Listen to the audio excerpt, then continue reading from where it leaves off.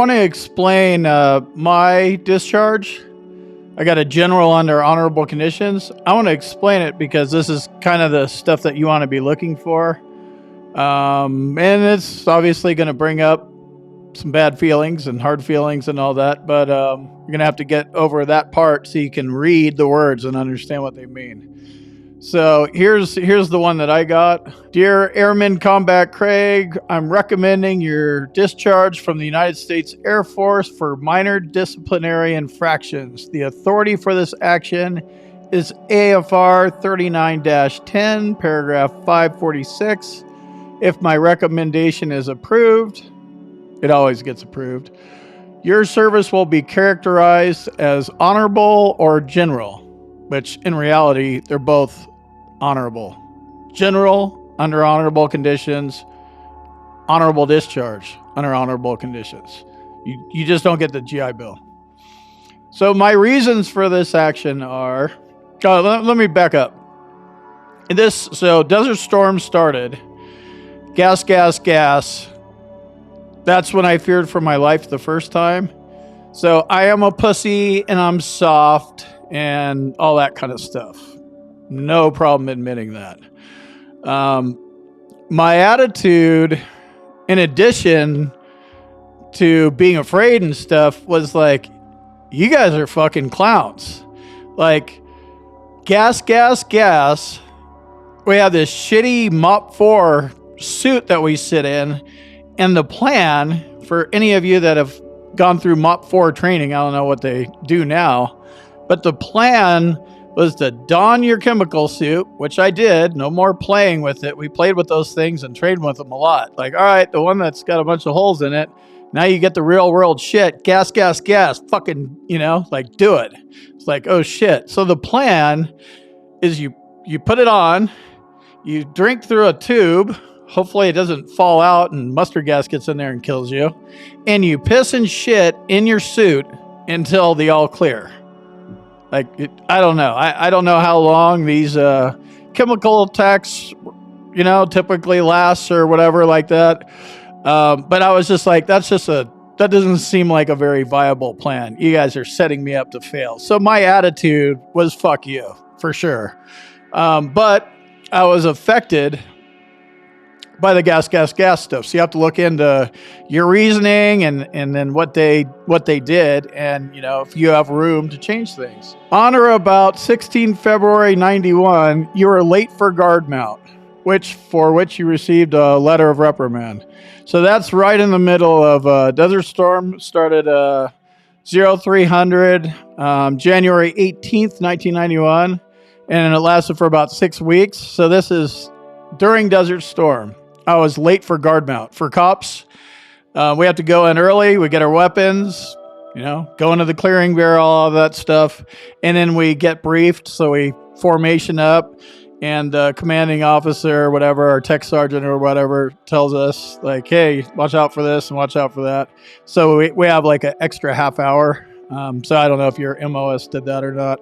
So you're just basically standing there. So I was late. It wasn't like I didn't show up. I was like 2 minutes late. But they had a hard on for me. So, all right, got a late. I got a letter of reprimand. Normally, the guy would be like, if he liked you, like, hey, yeah, times are tough, man, but we got to show up on time.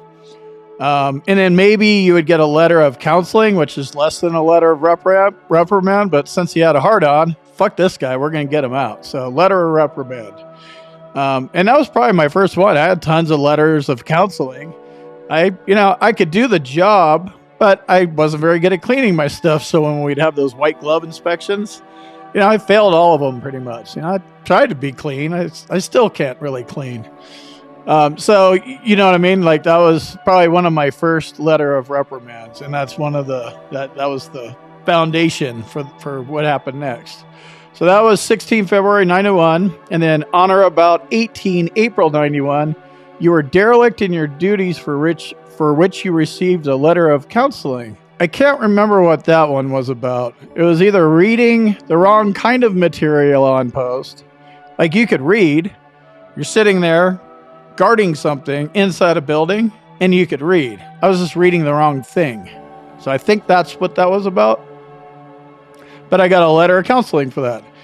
And then the third one is on or about 13 May 91, you were not within AFR 35-10, and on 14 May 91, you were late to work, for which you received a LOR.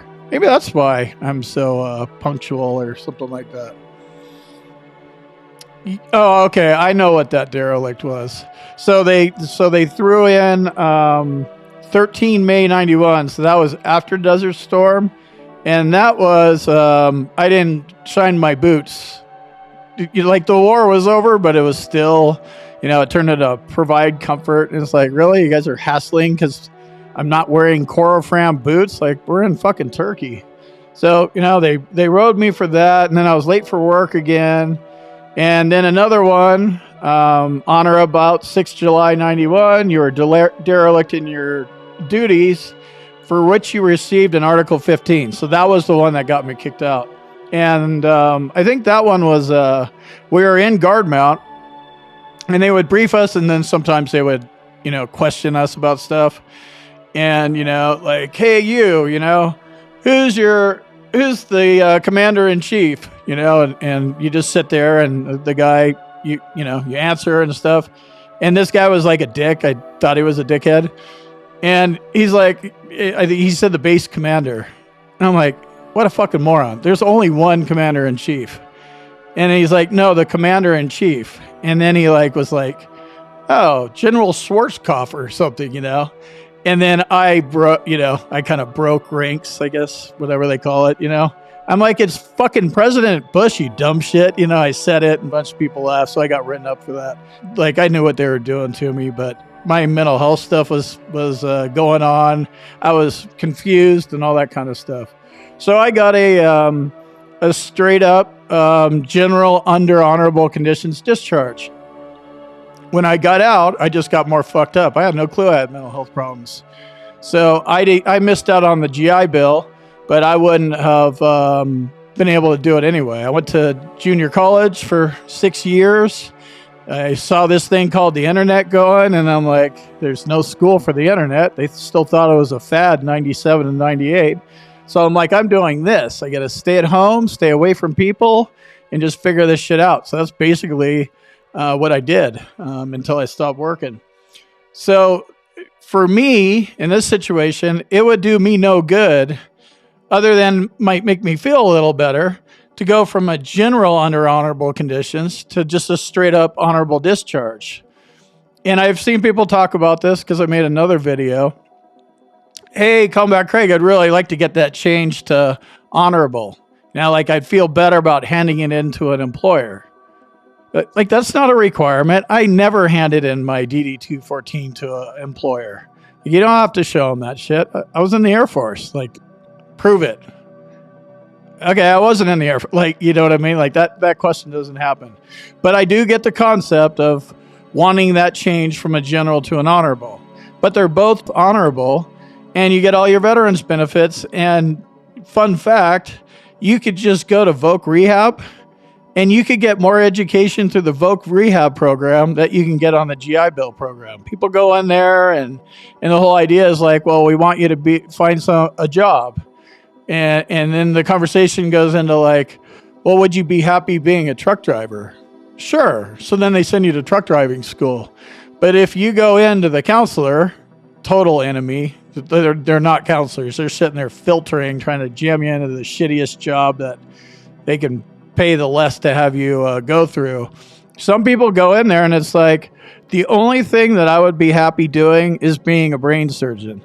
So you're not saying, I want an education, because you can't say that. They don't want to give you an education. They want to give you a job. So I want to be a brain surgeon. Oh, really? Okay.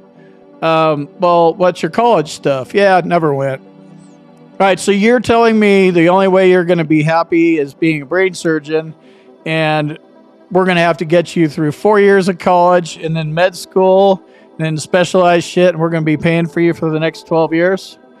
Yeah, well, I really didn't think about that. I'm just telling you I want to be a brain surgeon. So if that's the education I need to go through in Voc Rehab, then yes, I'll do it and I'll win.